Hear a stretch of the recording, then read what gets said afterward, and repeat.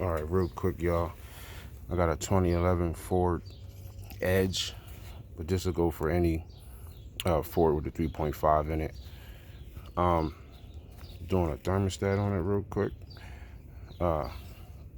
Real simple. All you gotta do is you're gonna have your intake on there like that. All right, just take that off. You're gonna see a filter here, and then you're gonna have this hose here. It's a clamp right here, and you're gonna take it off from the housing, thermostat housing, and you got two bolts on there, two 8mm bolts. The bottom bolt can be a bitch to get out, but you can get it out. Just don't drop your tools down there like I did.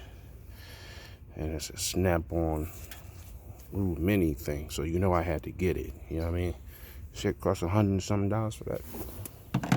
But yeah, it's easy. Once you take those bolts out, top bolt, bottom bolt, thermostat to be sitting right there. Pull it out, pop your new one in there with your new gasket, and you're good to go. Some people might take out this battery or something to give them more space to get down in there, but you don't really have to.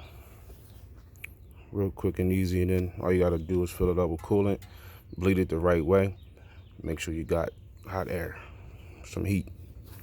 You're good to go.